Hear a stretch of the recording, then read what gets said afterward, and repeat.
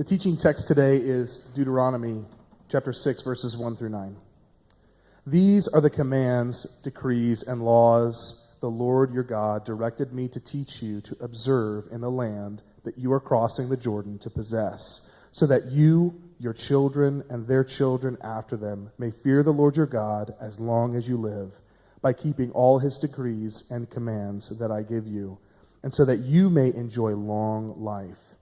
Hear, Israel, and be careful to obey, so that it may go well with you, and that you may increase greatly in a land flowing with milk and honey, just as the Lord, the God of your ancestors, promised you. Hear, O Israel, the Lord our God, the Lord is one. Love the Lord your God with all your heart, and with all your soul, and with all your strength. These commandments that I give you today are to be on your hearts. Impress them on your children. Talk about them when you sit at home and when you walk along the road, when you lie down and when you get up. Tie them as symbols on your hands and bind them on your foreheads. Write them on the doorframes of your houses and on your gates. This is the word of the Lord. You may be seated.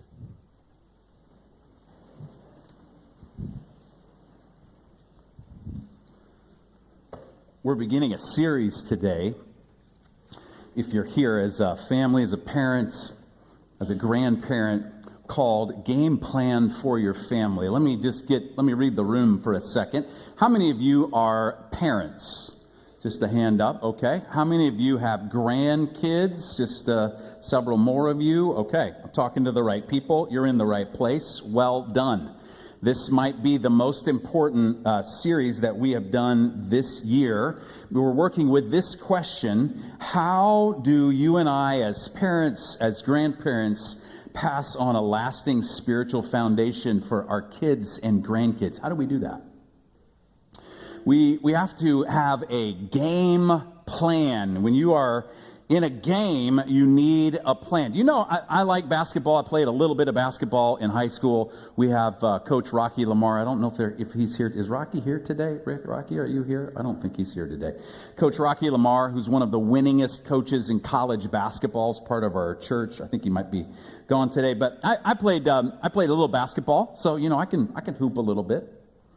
And you know how at the end of a game when it's really crucial and the score's really close and they call a timeout and then the teams all huddle around the coach and they get that shot where they lean over the coach's shoulder and you see him with that clipboard right there and he's got the X's and he's got the O's and what are they doing in that moment?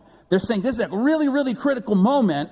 We need to have a plan for how we're going to win this game. Now, you actually have to do that. If Rocky was here, I would point him out. But Rocky, the way he won so many games was before they started the game, they actually had a game plan. Now, here's my question for you. Is there a bigger game than your family? Is your job bigger than your family? Is your contribution in life, is that bigger than your family? I just want to suggest to you that there's nothing more important for you than your family and having a game plan for your family. What's a game plan? A game plan is how we are going to operate. When I was in high school, my family moved when I was a freshman. We moved from Springfield, Missouri to Dallas, Texas, and I began attending one of the largest high schools in what's called the Metroplex. So it's Dallas and Fort Worth, one of the largest high schools in the Dallas-Fort Worth Metroplex area. And I joined the team. I joined the basketball team. And we had on our team the highest scorer in the Metroplex area. And I remember, because I can hoop a little bit, but I'm not that great. I would go in for practice. So I was the guy that the A team, the varsity team, would beat up in practice, and then I would ride the bench. That's my claim to fame. But here's my 15 minutes of fame. So we got the leading scorer in the Dallas-Fort Worth Metroplex area, and we're doing this drill, and I'm hustling, like, moving my feet like you're supposed to move. And the coach, I kept him from scoring. And the guy was mad at me, just threw his arms at me, and the coach yelled at him. He said, if you had half the hustle of Marshall, you'd be an incredible player, but you're not. I was like, come on, look at that. Look, check me out right here. Now, I wasn't that great. My problem was that I rode the bench, and when I did get out into the game, I didn't follow the game plan, and so I would just flail. I was like this flailing guy running up and down the court. There was a plan, but I didn't follow the plan. Here's what I discovered. If you don't have a plan, you'll flail. If you have a plan and you don't follow the plan, you'll also flail. There's a common denominator in all of these organizations I'm going to describe for you right now. A business that's successful, a classroom that's successful, a church that's successful, a team that's successful. Do you know what the common denominator is? They have a plan. They know where they're going. I'm not saying you have to have a perfect plan, because what a plan is just a path. Here's our plan as a church at Wichita First Church of the Nazarene. We want you to love God, so we create an environment where you can, a life-giving worship environment where you can feel the presence of God. You can know that God is who you're to orient your life around. And then we want you to every day have a time with God where you worship God with your own heart and with your own life. And then we want you to learn to love people. So we have groups so you can get into a group and get to know other people. And those groups are like laboratories where you learn how to love.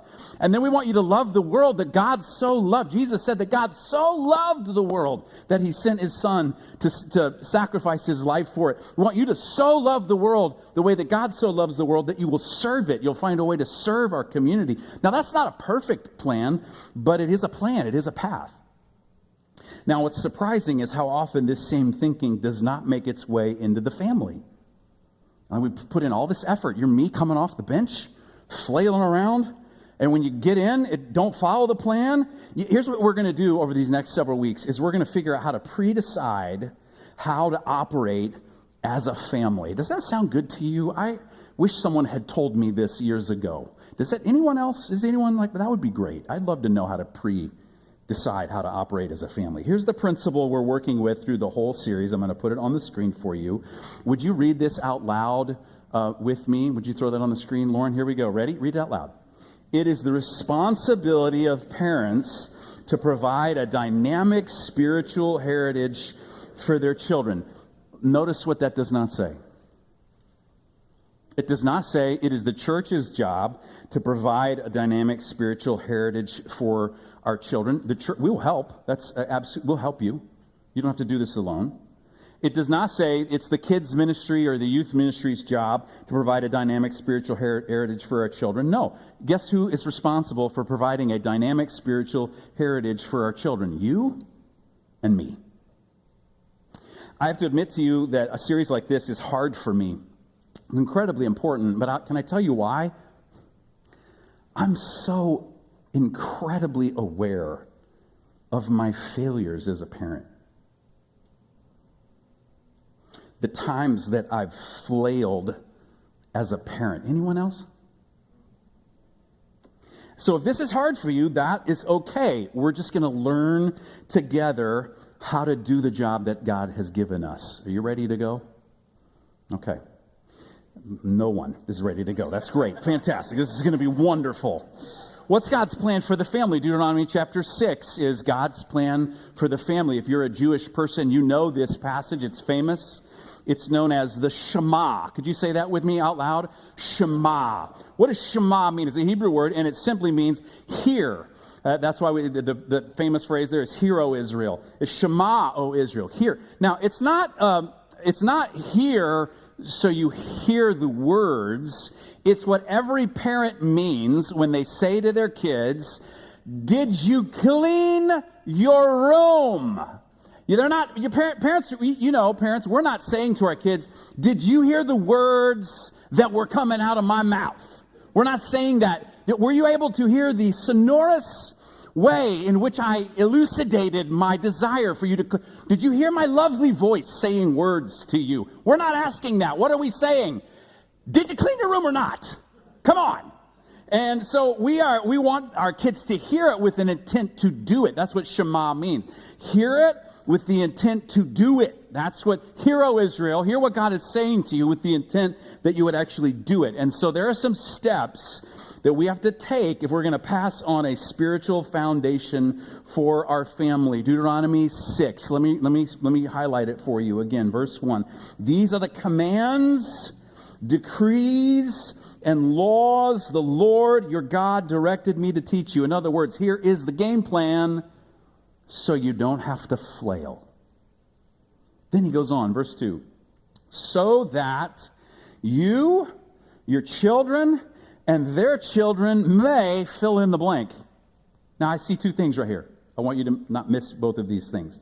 How many generations is he talking about here in Deuteronomy chapter 6? Well, there's three. There's you, there's your children, there's your grandchildren. It's 3 generations we're talking about here. So I left it blank for a reason. So that your children and your grandchildren may... Well, how would you fill in that blank?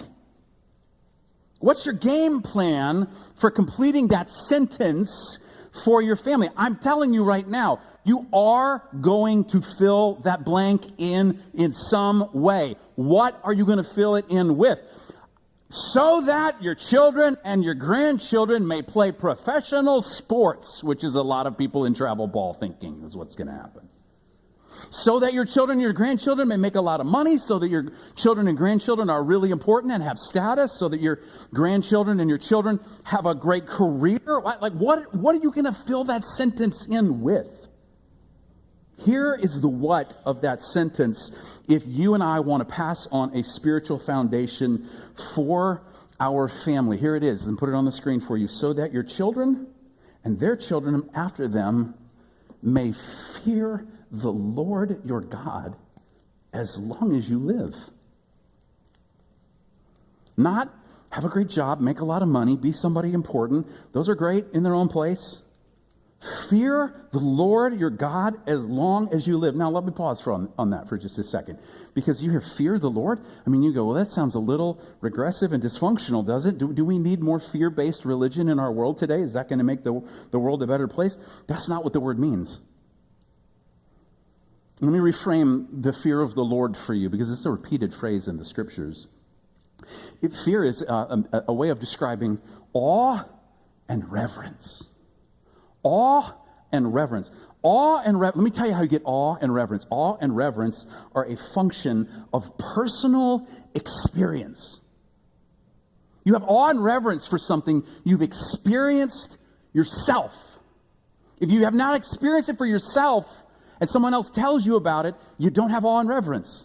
You don't have fear. You don't have fear of the Lord. Let me give you a couple examples. Our staff, last week, we were at a church, an Oro Valley Church of the Nazarene. It's in just outside the Tucson area. They were hosting a conference, and it's the largest church, Nazarene church in the United States, and a lot of people, thousands of people were part of the church. And they invited several churches to be a part of it, and so our staff, we went there.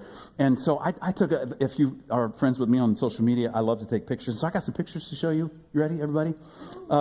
We had these wonderful, it's beautiful. I'd never seen them, saguaro cactuses. They grow to be 40 feet high. It was kind of amazing. I would look and see green on the mountains, and then as I got closer to the hills around that surrounded the Tucson area, I realized, oh wait, that green is all these 40-foot high cactus. It's really amazing. I have more pictures, but I'm just going to show you 2. You're welcome. There were these wonderful hills, I don't know, mountains. Some of them were 9,000-foot peaks. And the longer I was there, just every morning I'd get up, and the sun would be coming over, and at night it would be set, and all the colors would play onto the hills, and it was so beautiful. And every time I would take a picture, I got 2 here, and every time I go take a picture, I'd look at it, and I go, that just doesn't do it justice. This doesn't capture it. We went on a hike. They took us on a night hike, and there's some of it. We had our headlamps on, and there were about 100 of us snaking up about 2 miles into that one of those hills right there at night. And then because this is the desert, you would go to these parks, and they would say, "Look out for all of the venomous animals!" Yay! And diamondback rattlers, which we saw one of. The line stopped at one point, and we're like, what's going on? And it was this rattlesnake that had crossed everyone's path that they killed with rocks. I told my son that it was 12 feet long and its head was 3 feet off the ground. That's not true. And there were scorpions. There's this lizard that can kill you. I mean, just don't go to Tucson, I think is what we're taking away from this. Now you see all those pictures, and here's what I know you're doing. Isn't that nice? Oh, that's so nice. Or, I did not come to church to see your dumb pictures. Could you give me something of substance, please?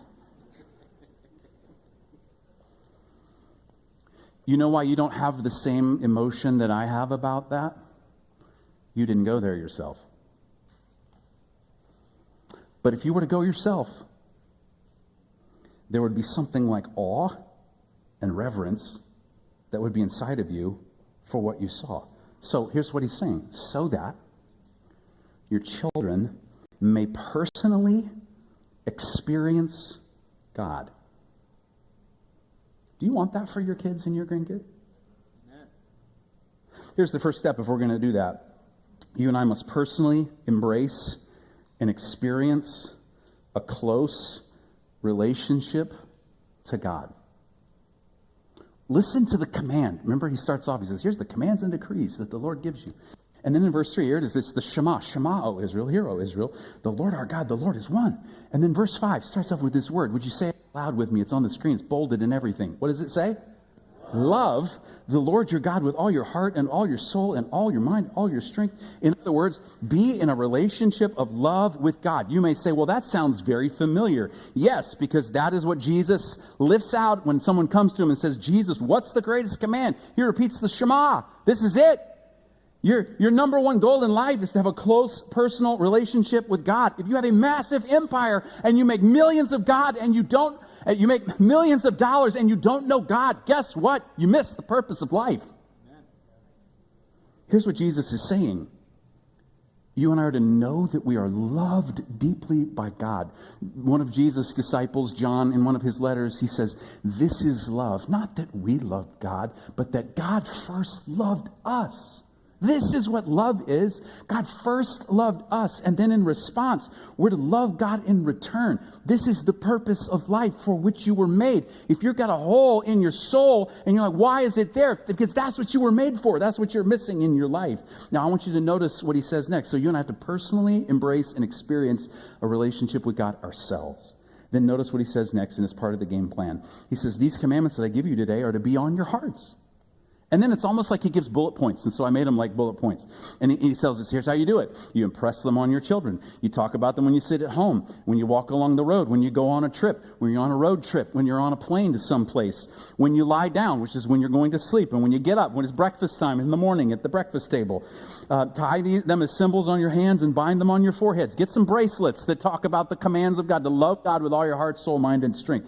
Write them on the door frames of your houses, which is baptizing a Christian industry of scripture verses you can put up in your house. That's what it's doing right there. Write them on the door frames of your houses and on your gates. So here's the next step in the game plan to build a spiritual foundation. You and I must take personal responsibility to pass on a spiritual foundation to our children. I am responsible. You are responsible.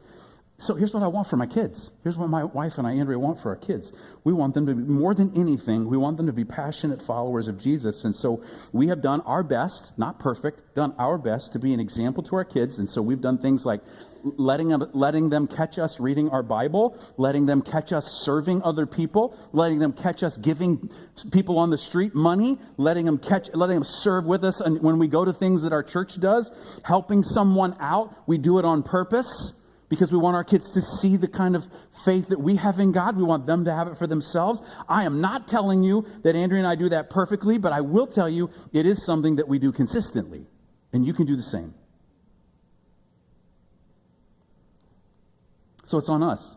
Now, you and I could lose a spiritual heritage, and it can be lost. There's a couple ways that we could lose that spiritual heritage.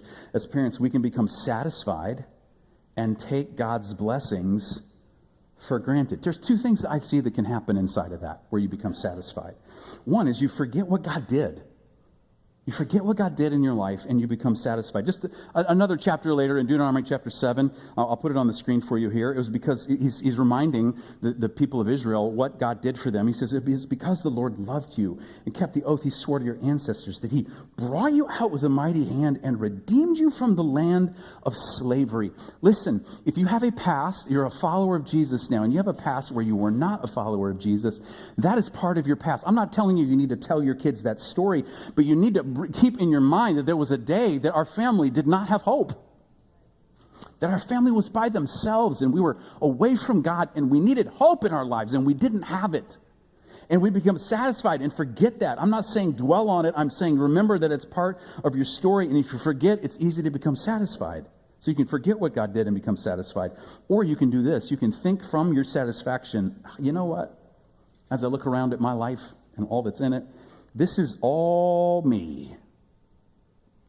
Just a little bit later, chapter 7, verse 17, you may say to yourself, it's a warning, my power and the strength of my hands have produced this wealth for me. But remember the Lord your God, for it is he who gives you the ability to produce wealth in the first place. Here's how we get satisfied. We go, well, you know what's in my life is because I have worked hard and I have leveraged all of my abilities and opportunities and I've applied my energy, and that's why I'm successful in life.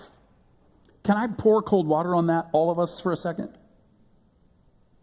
The first time I had a question about maybe we as Americans don't quite see the whole picture, as I was in college and I was in Brazil, and we were there in a slum outside of Rio de Janeiro. And if you know anything about Rio de Janeiro, millions, I think it's 12, 15 million people, and up on the hills are what are called the favelas, the slums.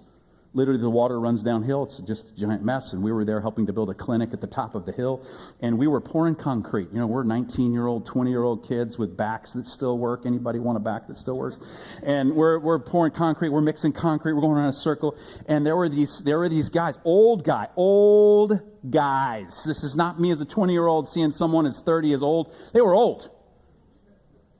In shorts and flip-flops, out working us for hours. And I realized, wait a second, I can't work as hard as these people. Look at the circumstances that they are in. And then you've done a bunch of stuff. We've built water wells in Malawi, Africa. Been there twice now in the last couple of years. And you know what I thought as I've left there? These are smart people. They work incredibly hard. I'm not entirely sure I would last a day. What am I trying to say? What you have has been handed to you. Well done if you've leveraged that. Well done. Please do more of it. But it was handed to you. It is God who gave you the ability to produce wealth. Don't forget it. Don't become satisfied. You'll lose your spiritual heritage if you become satisfied. Here's the second way we can lose a spiritual heritage. Our children either have not heard or seen the miracles of God. In other words, they have no personal experience of God for themselves. You know, there's a little phrase that some of us parents will say sometimes when it comes to faith and spirituality and religion, and we'll say, well, you know, I just want to let them make their own decision.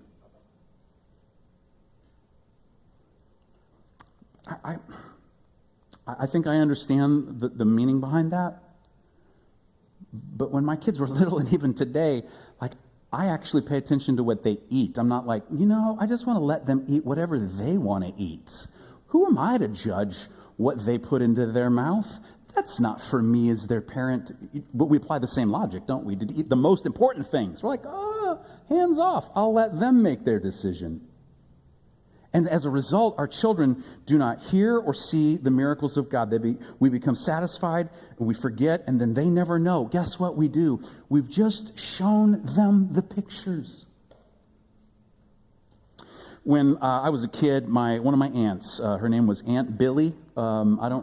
Could we bring back naming women Billy? I think that was, and my Aunt Billy and Uncle Kenneth, and they lived in Bartlesville, Oklahoma, and when we would kind of be on a trip somewhere, we would go down with my mom's sister, and we would go there, and they went on many what were called work and witness trips or mission trips, and we down there, and my Uncle Kenneth would bring out, this is old school here, so stay with me. He would bring out this slide projector screen that he would pull it up. Anybody remember this? With the little hook on the top. And then he'd had the slide carousel. Now, I know everyone down here is like, what is that? You would take pictures before they were digital, and you would put them on a little slide, and it would be in this projector, and it would make this. Anybody remember that? No? Okay. Just a couple. And so then they would show us the pictures of their trips. I still loved that. I loved sitting there. I loved when it got dark. I would cozy up in the little. I could still feel where I would sit when I would watch the pictures of them showing the slideshows. But I never went on any of those trips. They didn't mean anything more to me than a warm feeling I felt sitting in their living room.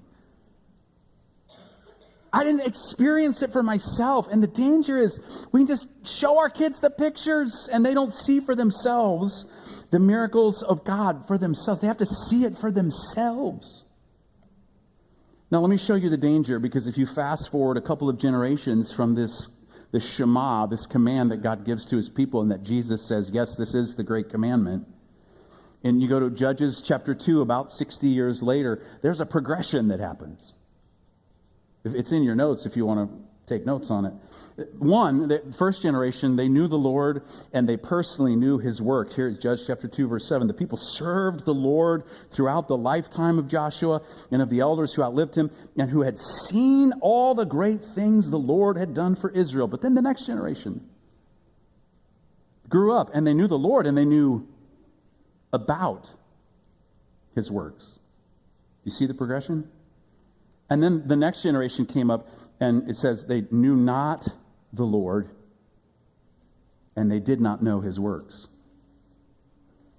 This is what happens if we don't pay attention. I know we have these chairs here, and I know some of you from the time I got up, you're like, what's up with the chairs? And I'm going to tell you about the chairs. I'm going to tell you about sitting in the chairs. I understand there's something significant about chairs, and I want to tell you about these chairs because they represent where you want to be and where you want your kids to be and where you want your grandkids to be. Chair number one, I'm going to call this the chair of commitment. This is a chair where you know God for yourself, and you've committed your life to God, and you personally have an experience of God. You have awe and reverence in your own heart because you know Jesus for yourself. Chair number two would be the chair of compromise. Like you know about God, and you know a little bit, you know, what God's like, and you've heard about God, and you go to church, and maybe you've been here a long time, but you don't know God personally, but you've known about God, and you show up to church, and this is what you like to do because these are your people, but then it's not really affect your day-to-day life. And then the chair number three is I would call it the chair of confusion, where you don't really know. You're like, I think I know about spiritual stuff, but I'm really kind of confused about what this all means and how it all fits together. I don't know. There's a chart in your notes on the back page if you want to look at it. If you're around here for a while, you know I have a deep affinity for the spirituality of charts. And I got a great chart for you. Not original to me. So it started out like this. Israel, they knew the Lord and they knew his work. Then the chair number two, the chair of compromise, they knew of the Lord and they knew of his works. And chair number three, they knew not the Lord and they knew not his works. You could look at it in the families of the Old Testament. You got Abraham, and when Abraham went out, wherever he went, you read the story of Abraham in the book of Genesis, you find out that before anything happened, when he would move, he would build an altar to God. He was prioritizing God. And he would build an altar, and then after that, he would dig a well. What's a well represent? A well represents you're the person who, I need things. I need water to survive. So before he did what he needed to survive, he said, my first survival is a relationship with God. So he built an altar, and then he dug a well. And then you get to his son Isaac, and it switches. That he dug a well, and then he built an altar. And then you get to his grandson Jacob, he would build an altar when he got in trouble. Prayer became, oh, God, it's not working out so great for me. I really need you to come through right now. You could go another family, David and his son Solomon, and then his grandson Rehoboam. And David lived for God. If you know the story of David, he lived for God. And if you know the story of Solomon, then he kind of lived for God for a little bit, but then he lived for himself. And then Rehoboam, Solomon's son, never really lived. Let's apply this to you. In chair number one, you're saying, I know God. I know God personally. If you're sitting in chair number 2, you say something like, I think I know. I'm not really sure, but I think I do. Do I? And if you're in chair number 3, you don't know at all. Let me point something out to you about our culture. Our culture is not interested in people who sit in chair number 1. What we've said is you're actually smarter or more intellectual if you suspend judgment and you say, I think I know, or I don't know. And so there's actually cultural pressure to keep you from sitting in chair number 1. But let me tell you a couple things. I've got them in your notes for you there. To know which chair you sit in is to know where you are spiritually. Which chair would you put yourself in? I know. I think I know. I don't know at all. And to know which chair you sit in is then to know where your children sit. Now, here's how it usually goes. Like, mom and dad know. And then the kids, they think they know. And then the grandkids are like, well, I don't really know. There's other priorities that work themselves in. Here's what we're talking about in this series, and this is the crux of the matter here. This is the hope that we want if you're a person who wants to have a spiritual foundation for your family, is that you and your children and your grandchildren can sit in chair number 1. You can all be right here.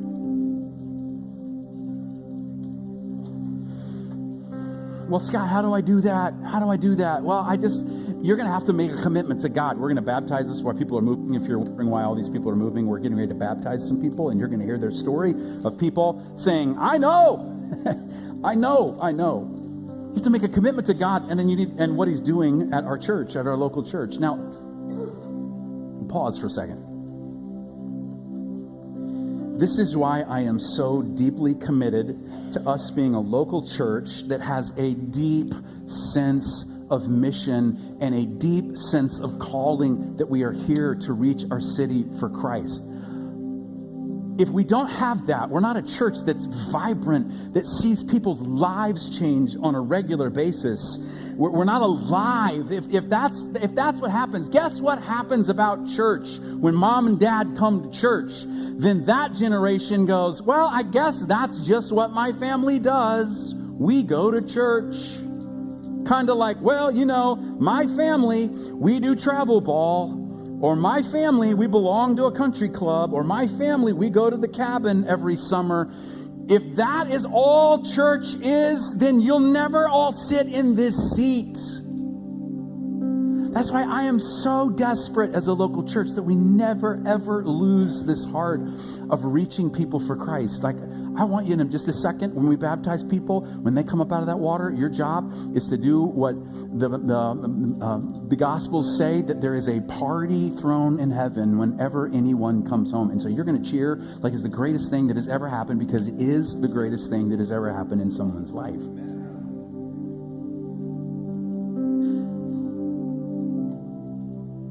I'm so deeply committed to us being a church that reaches people. Why? So our kids, my grandkids, I don't have yet, sit in that chair. If you are not sitting in this chair, this is your day, friends. This is your day. If you don't know how to get it, here's what happens. When you give your life to Christ, the past is wiped away, the guilt and the shame, all of the difficulty, and you look back on your past and the things that you regret and the things you feel guilty for and the things you feel ashamed of are forgiven by the blood of Christ. They're going to go under the water in a second. What we're saying is you go under the water, that's washed away, you come up out of the water a new person, and now in your present moment you have God as your friend and your guide. And in the future, you have heaven as your home. This is not the last chapter of your story. Where else are you going to get that kind of message? And all it requires is you saying, God, come into my life. I need you. I want you in my life. And you get to sit in this chair for the rest of your life and have a personal experience of God, of awe and reverence filling your soul, and pass on a spiritual foundation to your kids and to your grandkids. This is a moment, this is a key moment. So I'm going to pray, and then you're going to start hearing these stories, and we're going to baptize, and I want you to cheer like crazy. But maybe you need to move chairs. Today's your day. Would you bow your head and pray with me? God, the words of the psalmist, that you set the lonely in families. Whew. What a lonely country we are. Isolated, divided, and fragmented. And so we need the gospel. We need the good news of what you do with a human life and a human heart. We need the gospel of what you do inside of a family. When you get a hold of a mom, you get a hold of a dad, you get a hold of a single mom, you get a hold of a single dad, you get a hold of a dad who's been married 3 times, or a mom who's been married twice. Whatever it is, God, you get somebody where they are and you change them and you put them in the chair where they know you personally. And I pray for my friend today who needs you. They know something's missing. They haven't been able to name it. I pray you'd give them the courage in this moment to surrender their life to you. It's simple. God, come into my life. Forgive me for my past. I receive what you did for me on the cross. Your blood washed my sins away, and now I want to follow you in the rest of my life. God, thank you that we get to celebrate now what you have done in people's lives. More of this, Lord, more of this, so that 1% of our city comes through the waters of these baptisms. More, Lord. Don't let us settle for church being something that our family does. Oh, God, please don't let us settle for that. Forgive us. Some of us who've been around for a long time, that's what we've done. Forgive us. We repent. More, Lord, of people finding you, of people's lives being transformed by the love of God and what you've done on the cross for us, your power of the resurrection, filling someone in a new, fresh way. More, God, more of that, please. Make us a church like that. We pray this in your name. All God's people said. Amen. You ready to cheer?